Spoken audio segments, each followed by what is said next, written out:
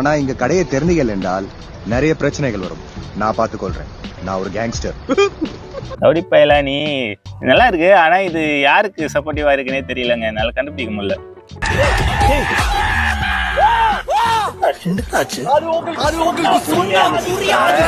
ஏன்னா இது வேதாளம் படத்துல வர அஜித், இப்போ எல்லா படத்தோடைய அஜித்துமே இதுல இருக்கிற மாதிரி மிக்சிங் போட்டிருக்காங்க. இது வந்து முழுக்க முழுக்கவே ஃபேன்ஸுக்காக கிரியேட் பண்ண மாதிரி இருக்கு படமே. இப்போ லாஸ்டா வந்த டிராகன் படமும் அப்படிதான். ஆடியன்ஸ் பாயிண்ட் ஆஃப் வியூலேருந்து எதுக்கெல்லாம் அவங்க கொண்டாடுவாங்க, எதெல்லாம் ட்ரெண்டில் போச்சு, எதெல்லாம் விரும்புகிறாங்கன்னு பார்த்து செஞ்சுருப்பாங்க. அதே மாதிரி தான் நினைக்கிறேன் இதுவும். குட் பேட் அக்லியும் ஆடியன்ஸுக்கான ஏற்ற படமாக தான் இருக்கும் ஃபுல்லாக. அதனால் பயப்பட வேணாம், இது நல்லாவே தான் இருக்கும். ஒரு கதை ஸ்ட்ராங்காக இல்லைனாலும் எல்லாமே மாஸ் எலமெண்ட்ஸ் கொஞ்சம் நிறையா வச்சுருப்பாங்கல்ல, அதனால் எப்படி பார்த்தாலும் இது கொஞ்சம் நல்லா ஹிட் ஆகும். ஸ்டோரி வீக் ஆச்சுன்னா தனுஷ் படம் கொஞ்சம் கீழே வந்துடுங்க. எப்படி பார்த்தாலும் பெரிய ஹீரோ கூட போகும்போது கம்பேரிட்டிவ்லி வந்து தனுஷ்க்கு ஸ்க்ரீன்ஸ் ரொம்பவே கம்மியாக தான் கிடைக்கும். போக போக பிக்கப் ஆனால் தான் உண்டு. கதை ஸ்ட்ராங்காக இல்லைன்னா அது பிக்கப் ஆகாது. அதனால் இவர் படம் கொஞ்சம் ஆவரேஜில் தான் போகும்.